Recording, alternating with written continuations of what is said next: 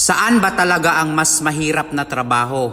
Sa Pilipinas or sa abroad? Dito sa kung saan ako ngayon ha. So, yan yung gusto nating gusto kong malaman ninyo kabayan ha.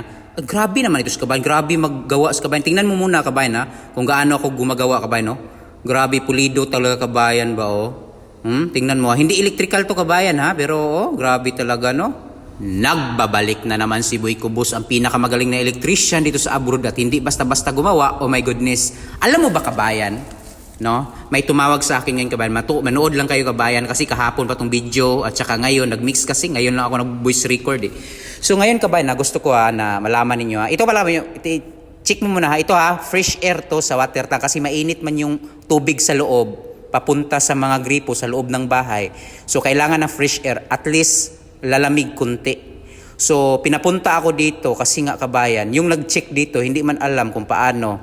So ang sabi nila hindi daw gumana. Pero ang alam ko sa sarili ko na gumana. Tingnan mo muna yung kamay ko. Tutok ka muna sa kamay ko. Iyan gabi veterans electrician veterans. Kasi yung mga gawa ko dito pang professional kasi kabayan, pang international na ba. So ngayon kabayan itong dalawang timer na yan, gumana yan. Gumana yan kabayan. Pagpunta ko dito, parang natakot yung timer. Gumana pala ka. Wala akong inayos dito.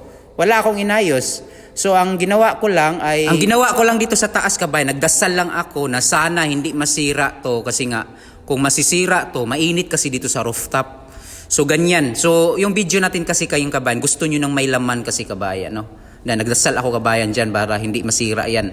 Kasi gumana naman yan. Sabi ko gumana naman, walang problema. So dito kabayan gusto kong i-share sa inyo. Itong video na to, ito. Ngayon lang to, ngayon. So gusto kong malaman ninyo kabayan kung saan ba talaga ang mas mahirap na trabaho. Sa abroad ba? O dito or sa Pilipinas? Kasi nandito ako sa abroad eh. Kung saan ako sa abroad na dito sa Saudi Arabia. Nandito ako sa Saudi Arabia. Ito natin ang pagbabasihan Alam mo ba kabayan? Pagkakaiba at mahirap. Alam mo ba? Dito sa abroad kabayan, kahit hindi electrical yung tinatrabaho ko, may mga benepisyo yan. Alam ko kabayan, pwede ako na hindi gagawa dito kabayan. Ako mismo ang nagsabi sa kanila na gagawin ko yan kasi nga, hindi pala kabayan. Sorry kabayan Nakita kasi nila kabayan sa galawan ng kamay ko. No? Kaya sabi nila, pwede ka ba sa mga karpintero or sa iba't ibang trabaho? Kasi nakikita ko sa kamay mo, Boy Cubos, na grabe naman ang galing mo. Makita ba ganito kasi ako gumagawa kabayan. Tingnan mo. Grabe kasi kabayan. Kasi kabayan, dito sa abroad kabayan, yung mga galawan ko kasi kabayan, ginagawa ko pang international na talaga. Pang international na gawa ba?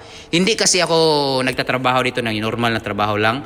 Yung mga galawan ko dito kabayan, pulido talaga. Yung tipong kahit hindi electrical ang trabaho, pang-international talaga yung mga galawan. Pro-electrician kasi ako. So kayon kabayan, alam nyo ba kung saan ang mas mahirap kabayan? Pilipinas o abroad? Alam mo ba kabayan? Ang trabaho ang trabaho dito sa abroad kabayan, basic lang talaga. Tingnan mo mga ginagawa ko.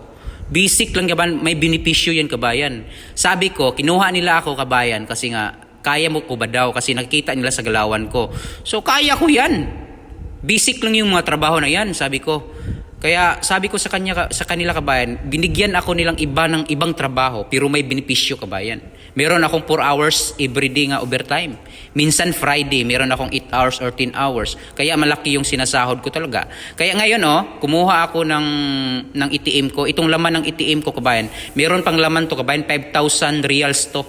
So sabi ko na pupuntahan ko muna yung kasama ko kasi nga ibibigay ko muna para siya kabayan, tawag dito, para makapagbili ng chai, para mag-chai kami. So ang mas mahirap kabayan sa Pilipinas, mahirap ang trabaho sa Pilipinas sa totoo lang. Pero ang problema lang talaga sa Pilipinas, maliit ang sahod, hindi ka makaipon.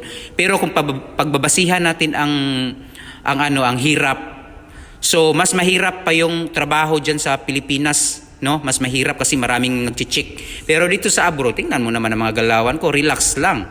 So, ang pagkakaiba lang dito kabayan, hindi mahirap ang trabaho, malaki ang sweldo. Pero sa Pilipinas, mahirap ang trabaho, tapos maliit ang sweldo. Yan lang yung pagkakaiba natin kabayan. Oh my goodness, hindi basta-basta.